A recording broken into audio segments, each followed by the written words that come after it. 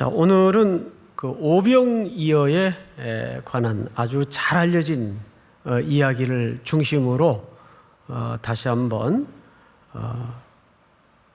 2021년이라는 새로운 시간 속에 던지는 주님의 메시지는 뭘까를 초점으로 말씀을 좀 나누도록 하겠습니다. 이 스토리는 워낙 잘 알려져 있고 또 우리들에게도 익숙한 본문이기 때문에 다양한 해석을 우리가 들어왔습니다. 또 그 해석들이 다 부분적으로는 일리가 있어요.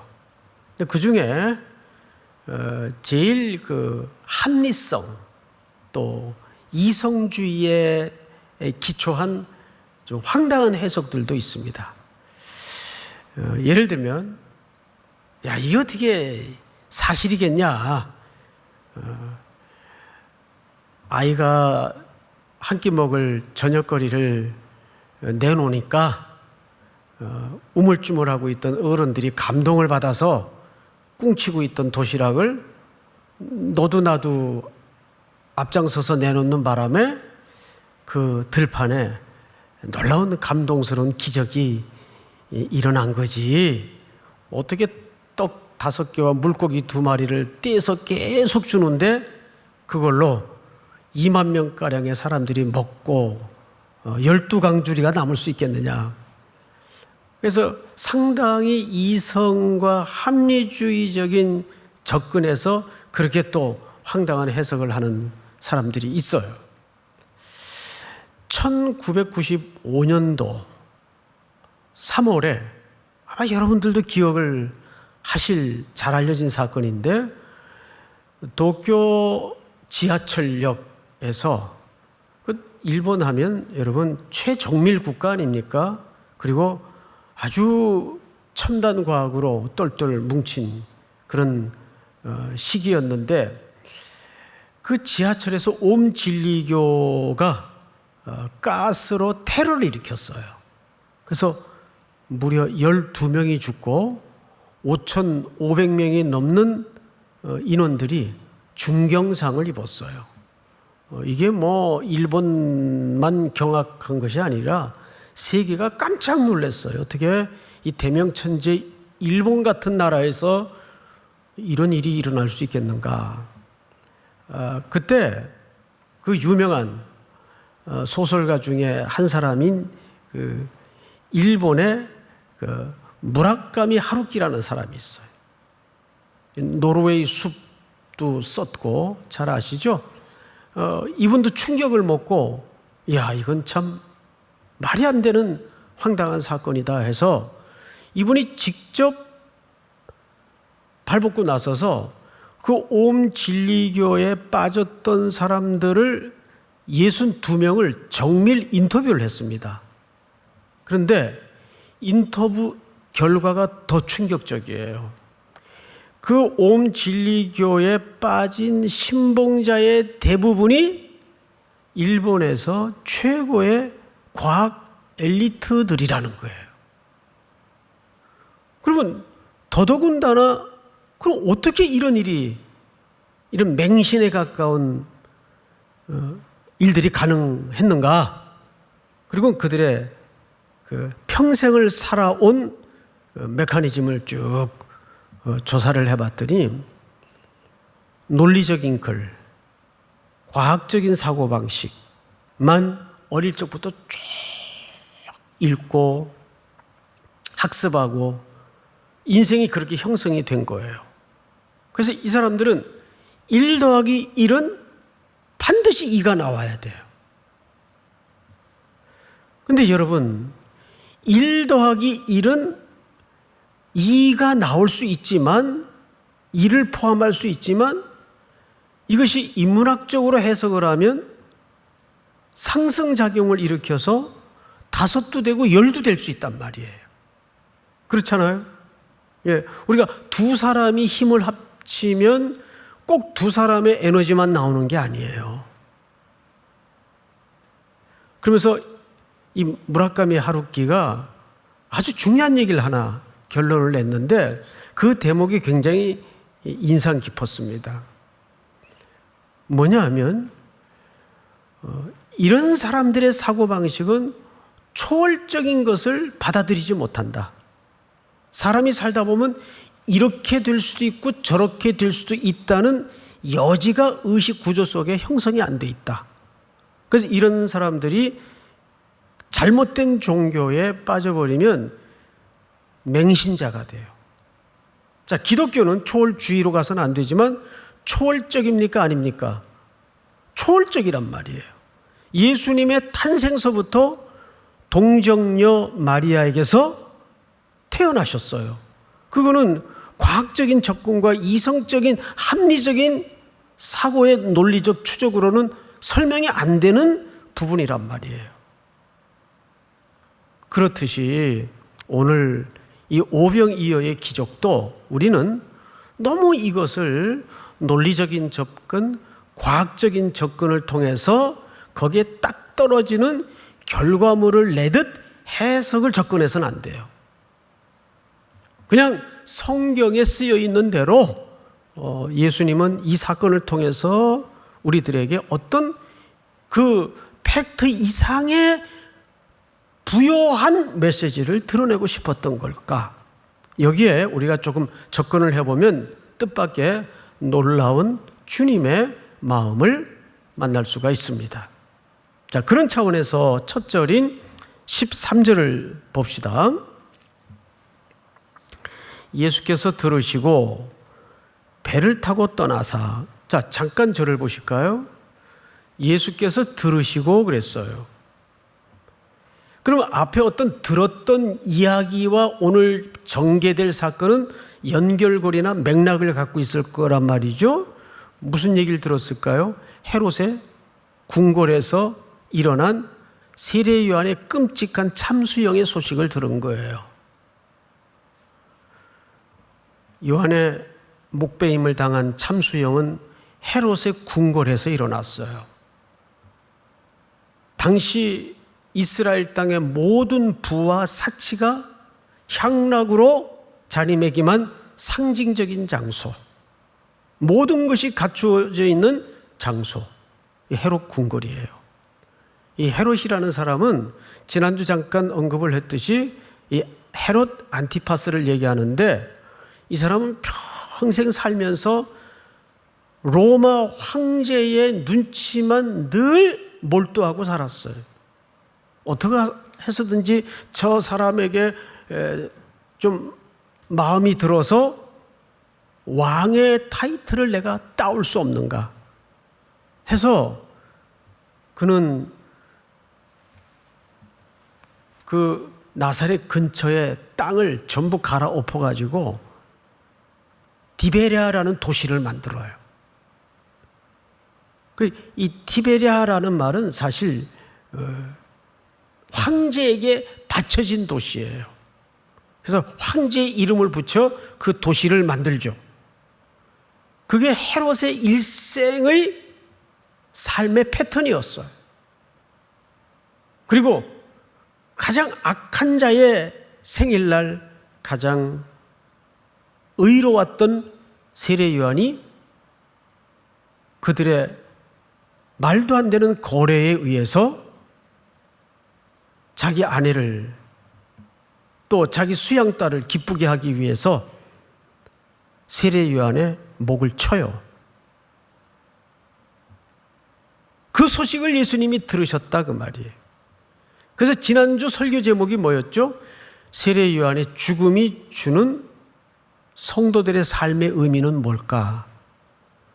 그래서 세례 요한의 죽음은 사실상 막 이제 아문이 드리워지고 있는 예수님을 향한 죽음의 그림자를 사실상 예표한 사건입니다.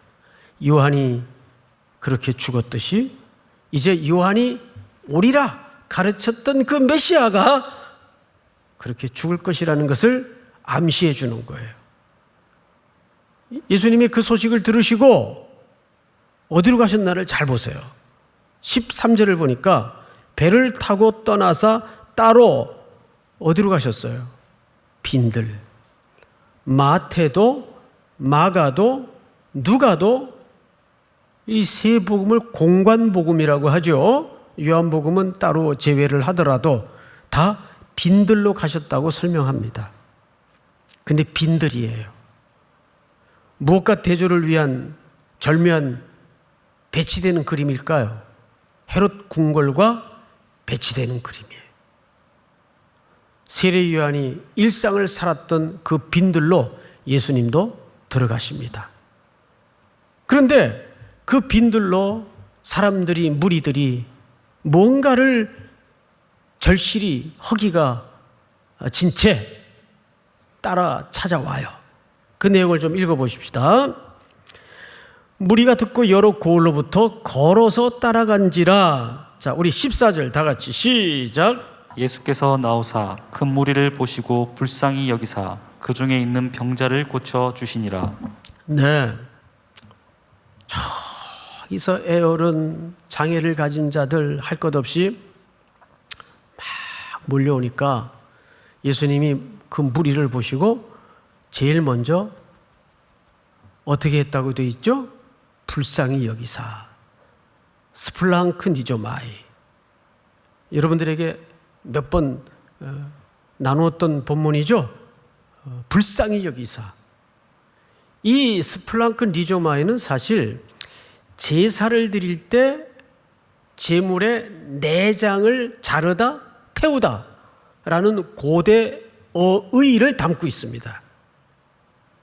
그래서 스플랑크니조마이라는 불쌍히 여기다라는 말은 정확히 이런 의미로 형성이 됩니다. 헬라 말로는 창자가 끊어지는 아픔.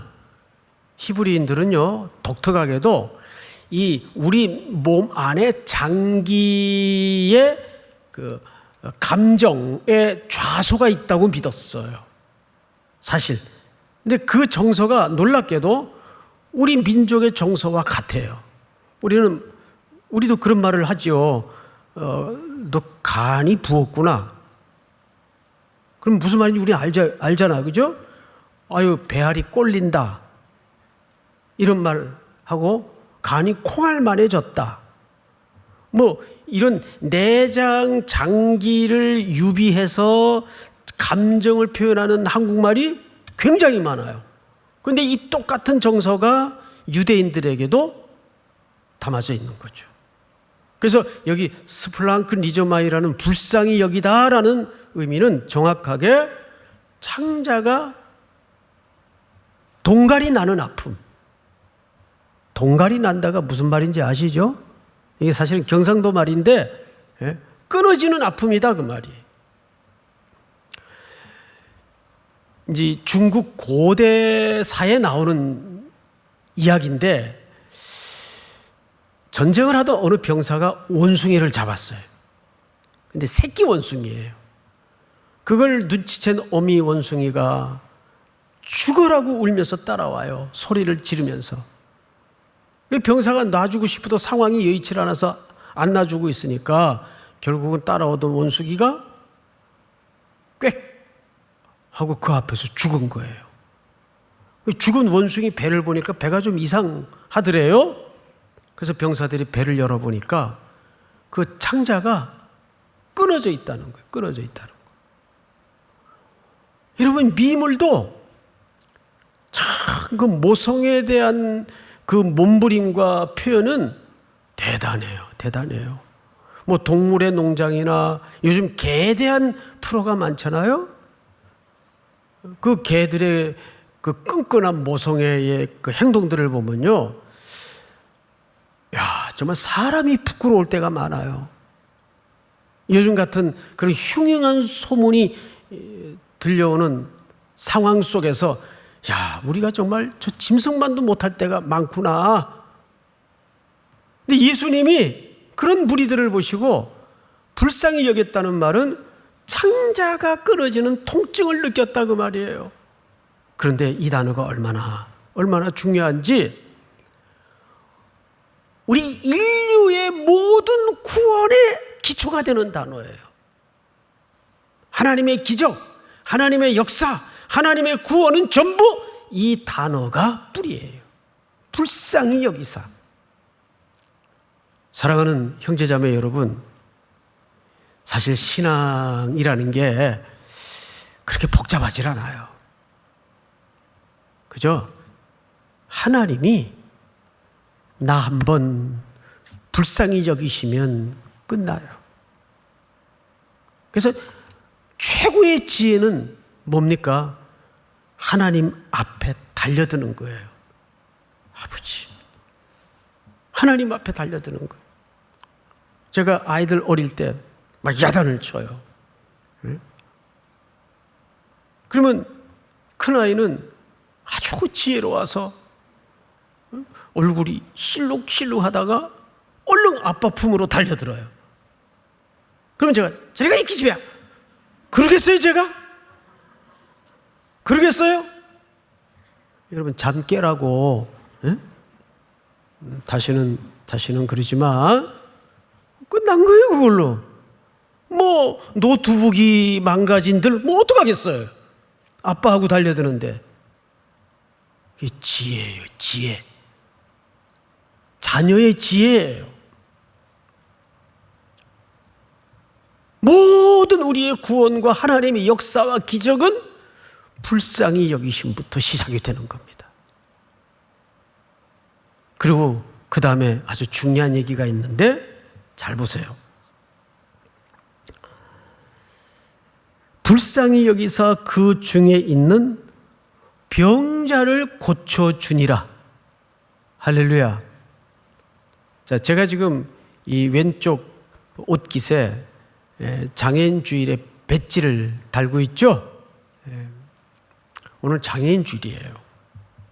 그래서 오후에 체육관에서 행사도 하고 했는데, 예수님이 이 땅에 오셔서 집중적으로 하신 세 가지 사역이, 첫째는 가르치는 사역이에요, 디다케. 두 번째는 선포하는 사역이에요, 캐리구마. 마지막 세 번째는 치료하시는 사역이에요.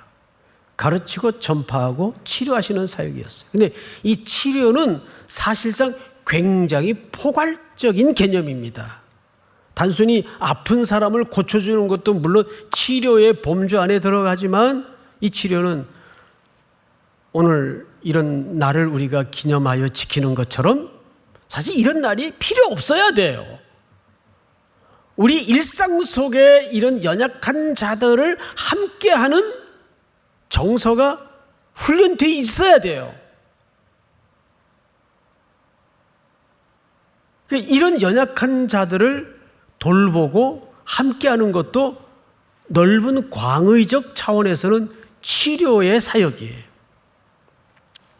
그 중에서도 제가 제일 속상하고 눈물 나고 가슴 아픈 게 뭐냐 하면, 가끔 뉴스 보도에 어느 지역에 막 플래카드가 붙어 있고 피켓 들고 부녀자들이 나와서 결사반대, 뭐 혐오시설 결사반대, 저기 쓰레기 소각장이 들어오나? 그리고 기사 내용을 들여다보면은 그게 아니라 장애인 학교, 장애인 시설 들어오는 거를, 세상에 피켓해 보니까 혐오시설이라고 써 있더라고요. 와, 거기 분명 그리스도인들도 있었을까요? 없었을까요? 없었겠죠. 그래서 저들이 왜 저렇게 극렬하게 저렇게 피켓 데모를 하고 플랜카드를 붙이고 무슨 세상이 뒤집어질 것처럼 난릴지나 보면 결국 돈 문제, 집값이 폭락한다 그 말이. 그런 시설이 들어오면 왜 그런 시설이 혐오 시설입니까? 그리고 돈보다 한 생명이 가치가 얼마나 됩니까? 천하보다 귀하다 그랬어요. 장애를 가졌던 안 가졌던. 그런데 그건 안중에도 없고 집값 떨어지고 땅값 떨어진다고. 여러분, 대한민국 공화국은 집값 땅값이 더 떨어져야 돼요. 이게 지금 말이 된다고 생각하세요? 아예 폭락을 해야 돼요. 난 요즘 이 돌아가는 우리나라 상황을 보면 어떻게 점점점 허시 얘기가 자꾸 맞아. 웃는 사람은 이 의미를 알고 있는 거예요. 예? 세상이 그렇게 돌아가서 되겠어요? 여러분, 이게 대한민국의 현실이고 대한민국의 천민자본주의의 실상이에요. 품격이 뭐예요?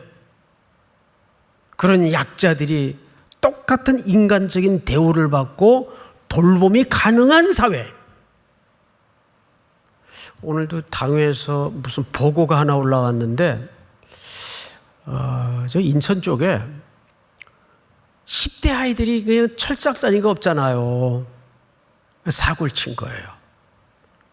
그러면 그 10대 아이들이, 여자아이들이 무슨 제대로 교육을 받았겠어요? 뭐 아는 게 있겠어요? 그저 거달기식으로 아는 거. 그럼 덜커덕 아기를 가졌어요? 그러면 그 아기들을 막 아무 데서나 출산을 하거나 다급하니까 그런 보호기관 같은데 전화를 다급히 걸면 거기서는 행정적으로 처리를 해요. 그러다 보면 그 기회를, 그 타이밍을 놓쳐버리면 아이들이 다음날 뉴스에 등장을 하고 이런 끔찍한 일들이 있는 거예요. 그러니까 그 센터에서 무조건 전주구, 광주구, 대구구 그런 전화만 들려오면 무조건 출동을 해서 그 위기를, 그 전화까지 수확이 들 때에는 막바지에 왔다는 얘기 아니에요. 그 10대 아이들이 판단력이 부족하니까 무슨 일을 저지를지 모르잖아요. 그러니까 배고픈 거하고 위기를 만난 데는 무조건 왜 그랬냐고 나중에 묻고 나중에 따지고 너 그렇게 살아서 되겠냐 그 나중에 하는 일이고 일단은 그 위기로부터 안정을 시켜주고 당장의 허기로부터 고른 배를 채워주는 것이 본연이에요. 그걸 누가 해야 될까요? 그걸 교회가 해야 된단 말이에요. 10여 년 전 제가 삼일교회를 부임할 때 어느 인터넷 매체에 기자가 인터뷰를 좀 하자 그래서 인터뷰를 한 적이 있어요. 그 기자가 묻습디다. 목사님 삼일교회 부임하셔서 그 청년들을 데리고 어떤 목회를 하실 겁니까? 그래서 저는 1초도 망설임 없이 이 청년들을 데리고 고지로 가는 것이 아니라 저지대로 가겠습니다. 낮은 곳, 아무도 가려하지 않는 장소, 외진 곳, 사각지대.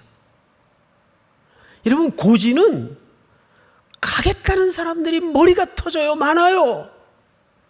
그런데 고지론을 주장하는 사람들의 일면을 보면 그건 십자가의 복음과 거리가 멀어요. 여러분들이 이 사회의 헤게모니를 잡고 1%가 되어야 복음이 설득이 된다 그 말이에요. 하나님이 영광을 받는다 그 말이에요. 그러면 십자가를 어떻게 설명할 거예요? 에? 십자가는 어떻게 설명할 거예요?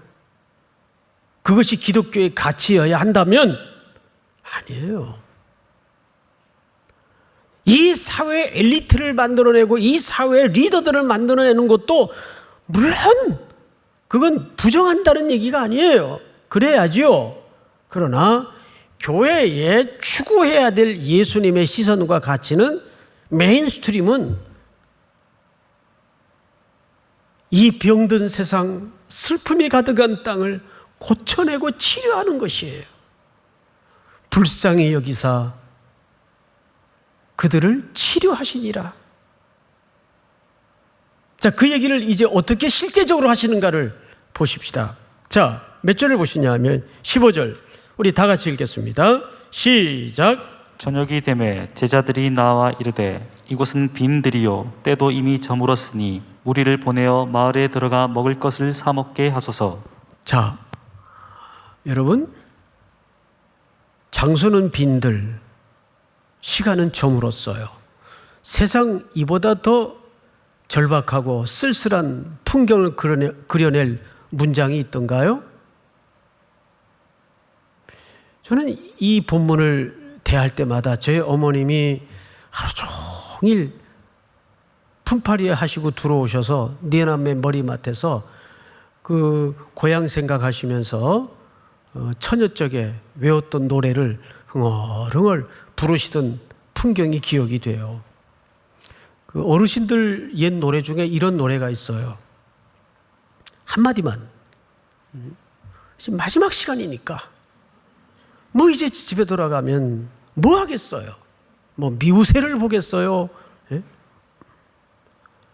해는 져서 어두운 이런 노래가 있어요. 찾아오는 사람 없어. 여기가 빈들이에요. 해는 저물었어요. 곧 어둠이 깔려요. 그런데 어느 제자가 와서 이들 마을로 가서 빨리 각자 사 먹게 하지요. 사실 이게 더 현실적인 거거든요. 제자들의 이 제안이. 그런데 제자들이 먼저 백성들의 허기를 걱정하는 듯 기록되어 있지만 요한복음은 달라요. 사복음서를 조합해 보면 이 걱정은, 이 염려는, 이 필요는 사실 누가 먼저 캐치를 하셨는가 하면 예수님이 먼저 주도권을 가지고 캐치를 하셨어요. 요한복음 6장을 좀 띄워주세요. 예수께서 산에 오르사 제자들과 함께 거기에 앉으시니 마침 유대인의 명절인 유월절이 가까운지라. 이 유월절을 전후로 해서 어린 양은 죽어요. 다음 절, 예수께서 눈을 들어 큰 무리가 자기에게로 오는 것을 보시고 빌립에게 말씀하십니다. 우리가 어디서 떡을 사서 이 사람을 먹이겠느냐 하시니. 잘 보세요. 이 본문 중요합니다. 마태복음은 제자들이 걱정한 것처럼 되어 있지만 사실 누가 먼저 질문을 한 거죠? 예수님이 먼저 질문하신 거예요. 그런데 예수님 질문을 잘 보세요. 빌립에게 이르시되 우리면 예수님을 포함한 예수님을 중심으로 누구를 포함한 표현일까요? 제자 공동체입니다. 이 제자 공동체는 오늘날 교회를 얘기하는 거예요. 예수님의 12제자. 그런데 우리가 어디서 떡을 사서 이 사람을 먹이겠느냐? 자, 어디서라는 표현은 물어봅시다. 이건 방법을 물은 겁니까? 장소를 물은 겁니까? 그렇죠. 장소죠. 이상하죠? 이쯤 해서는 방법을 물어야 마땅했을 법도 한데 예수님은 방법을 묻지 않았어요. 장소를 물었어요. 정확하게. 원문에도 보면 이게 장소예요. 왜 장소를 물었을까요? 이건 깊은 예수님의 영적인 의도가 담겨져 있습니다. 다음 절을 보십시다. 기록된 바 하늘에서 그들에게 떡을 주어 먹게 하였다함과 같이. 어느 사건을 기억하는 기록일까요? 출애굽 때의 사건입니다. 이스라엘 백성들이 빈들을 지날 때, 광야를 지날 때 사실 그들이 아무것도 없는 벌판에서 어떻게 먹고 살았어요? 하늘에서 내려온 양식을 먹고 살았어요. 그래서 예수님이 그걸 물은 거예요. 어디서 이 사람들을 먹이겠느냐? 그 떡은 하늘에서 내려와야 된다 그 말이에요. 그걸 예수님이 염두에 둔 발언이에요. 그리고 보세요. 함과 같이 우리 조상들은 광야에서 만나를 먹었나이다. 자, 다음 절 보실까요? 예수께서 이르시되 내가 진실로 진실로 너희에게 이르노니 모세가 너희에게 하늘로부터 떡을 준 것이 아니라 내 아버지께서 너희에게 하늘로부터 무슨 떡을 주시나니? 그냥 떡이에요? 참떡이에요. 왜 참떡일까요? 모세가 기도하여 하나님이 광야에서 주신 떡은 다음날 또 주우러 나가야 돼요. 그렇죠? 다음날 매일매일 허기가 지면 또 주우러 나가야 돼요. 그런데 그 광야에 내렸던 만나는 곧 오실 참떡이신 예수 그리스도 자신을 예표했던 사건이었다고요. 참떡을 주시나니. 다음 절 다 같이 시작. 하나님의 떡은 하늘에서 내려 세상에 생명을 주는 것이니라.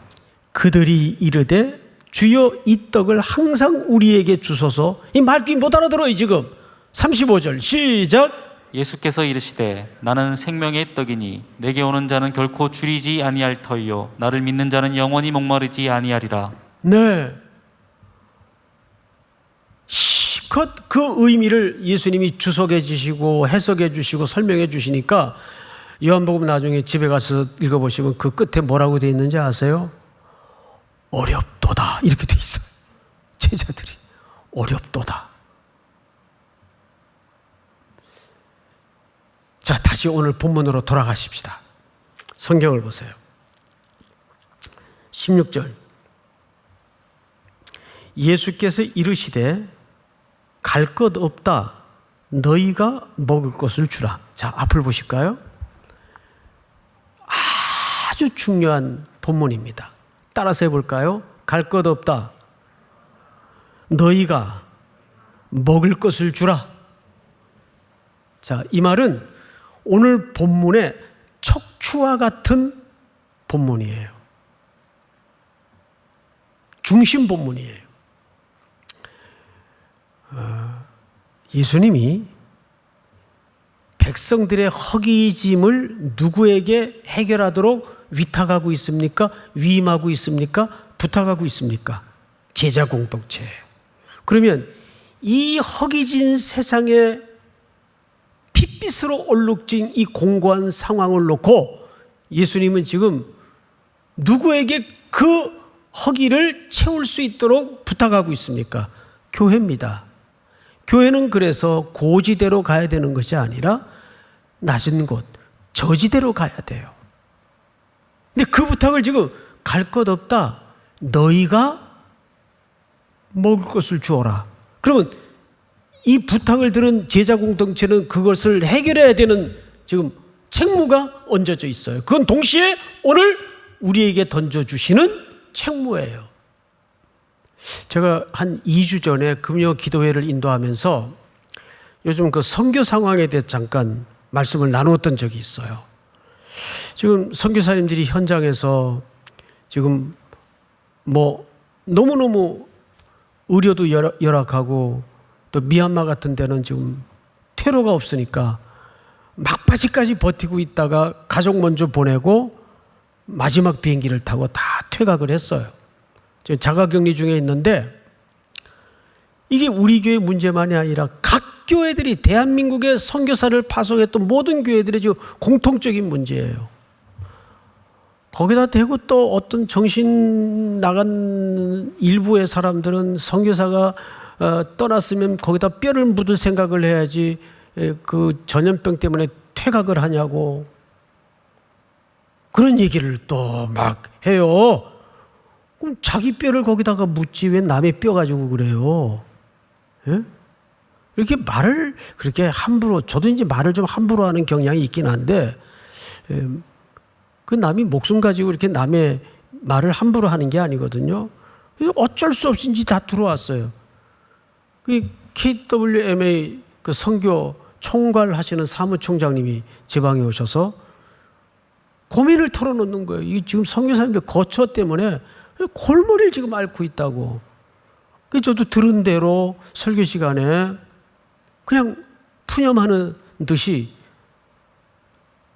우리 성도님들에게 말씀을 나눴는데 그 주간에, 그러니까 지난 주간에 우리 교회 어느 집사님이 그 세컨하우스가 하나 있었는데 충분히 방 2개 화장실 하나니까 그냥 월세를 받고 꽤 되는 월세를 받고 자기 생활을 하실 수 있는데 그거를 코로나 기간 동안에 선교사님들 게스트하우스로 쓰시라고 그 선뜻 내놓으셨어요.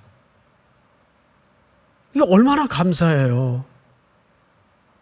비록 많은 가정들이 혜택은 못 받을지라도 그 한두 가정이라도 교대로라도 혜택을 누릴 수 있으니까 거기서 뭐 일주일, 2주일 이렇게 머물 수 있겠죠. 너희가 먹을 것을 주라. 그러자 어떤 일이 벌어지는가를 잘 보세요. 성경을 보시면 17절 제자들이 이르되 여기 우리에게 있는 것은 떡 5개와 물고기 2마리 뿐이니이다. 자, 아주 그 유명한 오병이어가 여기 등장을 합니다. 이 부분은 요한복음 강의를 할 때 제가 이렇게 설명을 드렸어요. 자, 보잘것없는 것을 하나님 앞에 드릴지라도 하나님은 그것을 근거로 기적을 베푸시기도 하고 역사하신다. 이런 차원을 메시지화하기 위해서 이 내용이 설정되어 있지 않다고요. 그러면서 제가 설명드렸던 방식 중에 예 중에 하나가 뭐냐 하면 어떤 형제가 목사님 제가 이번에 정말 대박나는 프로젝트 하나를 지금 하나 땄습니다. 1억만 있으면 이건 10배 정도가 아니라 수백 배 따따블로 이건 대박입니다. 1억만 좀 빌려주세요. 저한테. 그래서 내가 1억이 어딨냐. 그럼 내가 1억이 어딨냐 그러면 그럼 5천만 원은 있다는 얘기인지 한 8천은 있다는 얘기인지 모르잖아요. 근데 제가 이렇게 얘기를 했어요. 뭐 1억? 야, 내 지금 있는 전 재산이래야 500원짜리 토큰 하나밖에 없다. 그러면 어느 쪽 설명이 이 상황이 절대 불가능한 상황이라는 것을 설명할 수 있겠습니까? 후자 쪽의 설명이죠. 여기 오병이어라는 말은 그걸 빌미로 근거로 물론 그 아이의 헌신은 하나님이 받으셨겠죠. 그러나 그것을 빌미로 정말 절대 불가능한 상황을 예수님이 어떻게 하셨다는 얘기입니까? 그 담벼락 같은 상황에 예수님이 방법을 내시고 길을 내시고 문을 여셨다는 얘기예요. 오늘 이것은 하나의 그런 문회적 장치입니다.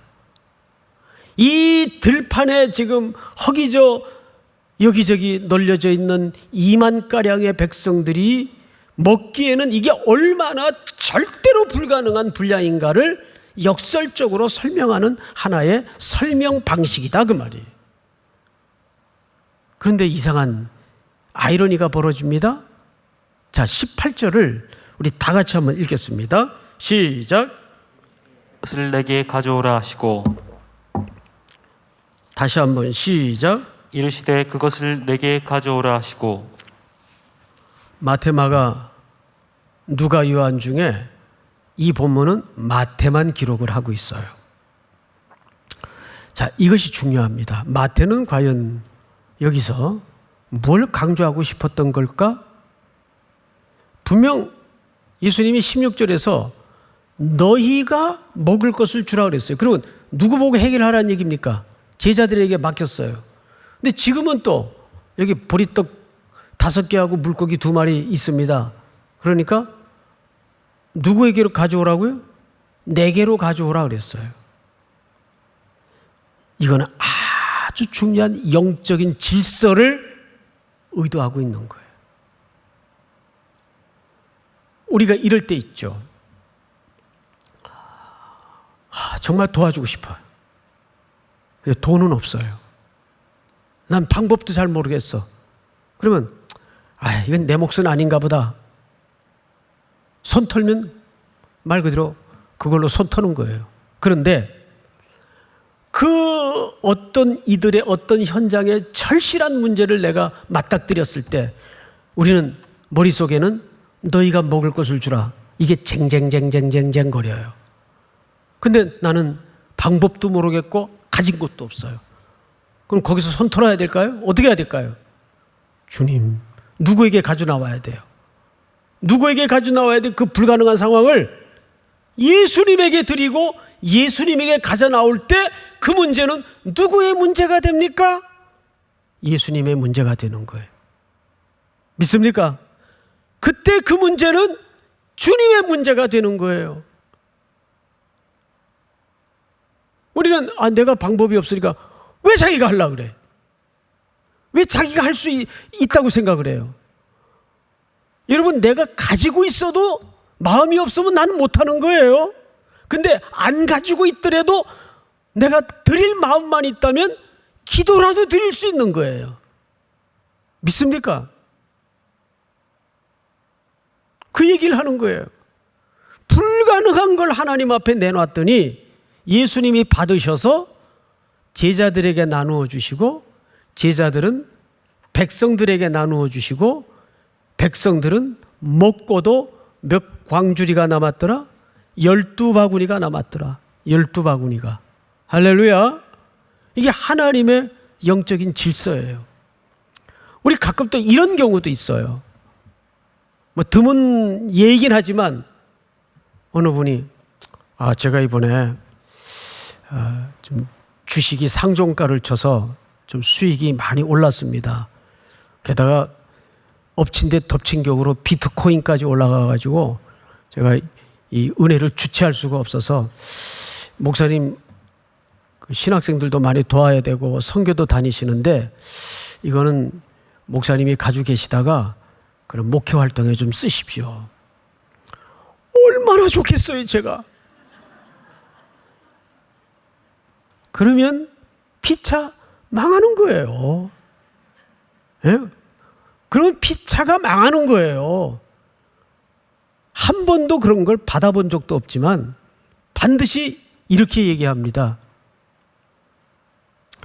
형제님, 마음은 바뀌었지만 교회에다가 그대로 목적을 써서 헌금을 하시면 교회가 정확히 그 목적에 부합하게 집행을 하겠습니다.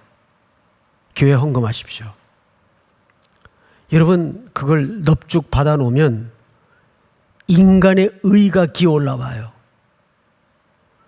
인간의 교만이 기어 올라와요. 인간의 부패가 그런 것들을 건드려요. 그러면 망하는 거예요. 누구에게 드린다? 하나님에게 드린다. 그걸 왜 목사를 갖다 줘요? 그건 아니에요. 예수님에게 드리고, 그리고 자기가 출석하는 교회, 말씀을 먹는 교회, 신앙생활 하는 교회 드릴 헌금은 드리고, 그런데 드릴 헌금을 가지고 다른 교회에 선하게 쓰는 사람들이 가끔 있어요. 구제한다고. 정말 그렇게 써요. 근데 그것도 이렇게 온당한 모습은 아니에요. 그럴 필요가 자기 삶의 주변에 발생할 때는 교회에다가 드려서 교회가 그 절실한 곳에 부녀가 되도록 그렇게 해야 됩니다. 항상 예수님에게 드려서 일이 되도록 해야 돼요. 그러니까 우리는 뭘로 살아야 되냐면 주님이 주시는 힘으로 일하고 주님이 주시는 힘으로 살아가도록, 그게 바른 원리고 바른 질서입니다.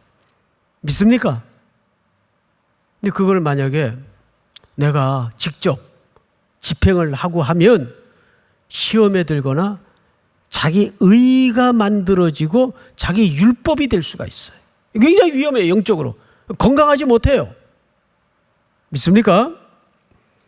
자, 마지막으로 몇 절을 보시냐 하면 20절, 우리 다 같이 한번 읽겠습니다. 20절 시작. 다 배불리 먹고 남은 조각을 12바구니에 차게 거두었으며 먹은 사람은 여자와 어린이 외에 5,000명이나 되었더라. 할렐루야. 형제자매 여러분, 따라서 하십시다. 너희가 먹을 것을 주라. 이 주님의 애끓는 교회를 향한, 성도를 향한 명령과 말씀이 우리 평생 이 순례길을 걸어가는 동안 늘 우리의 귓전에서 식어지지 않고 순종으로 삶 속에 나타날 수 있는 큰 은혜가 있기를 주님의 이름으로 축원하고 축복합니다. 우리 다 일어나십시다. 주가 일하시네.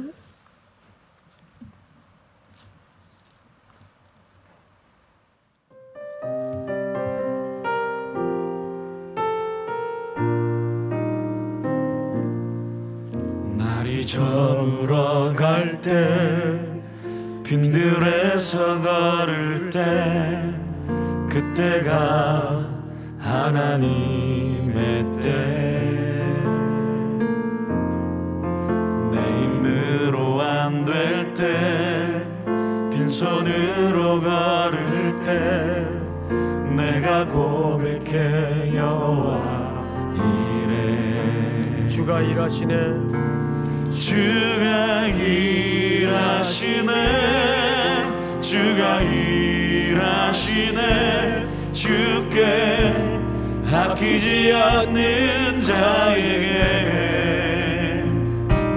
주가 일하시네 주가 일하시네 신뢰하며 받는 자에게 우리 모인 이곳에 주님 함께 계셔서 모인 이곳에 주님 함께 계시네 누리네 아버지 은혜 전떡과 물고기 내 모든 걸 드릴 때 모두 고백해 여호와 주가 일하시네. 주가 일하시네 주가 일하시네 주께 아끼지 않는 자에게 주가 일하시네 주가 일하시네 신뢰하며 얻는 주가 일하시네. 주가 일하시네 주가 일하시네 주께 아끼지 않는 자에게 주가 일하시네 주가 일하시네 신뢰하며 얻는 자에게 하나님 아버지, 오늘도 1부 예배서부터 7부 예배에 이르기까지 시간마다 온 성도들의 경배를 통해서 영광 받으시며 다시 한번 이 공고한 시대를 향하여 특별히 우리 3.1교회를 향해서 너희가 먹을 것을 주라는 명령 앞에 붙잡고 또 한 주를 시작합니다. 걸음걸음 홀로 걷게 마시고 동행하셔서 주가 일하심을 확인하고 경험하는 새로운 한 주가 될 수 있도록 인도하여 주시옵소서. 아무도 가려하지 않는 곳, 음지로, 슬픈 땅으로,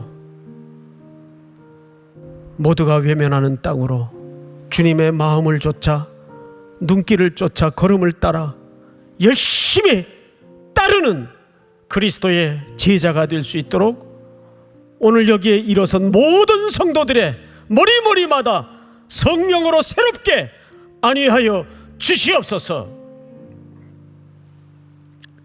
지금은 우리 구주 예수 그리스도의 은혜와 하늘 아버지의 사랑과 성령님의 교통하심이 머리 숙여 경배를 드리는 사랑하고 사랑하는 귀한 우리 청년들, 성도들 머리 위에 해외, 군에 출타해 있는 가족들, 복중의 생명까지 영원토록 함께 있을지어다.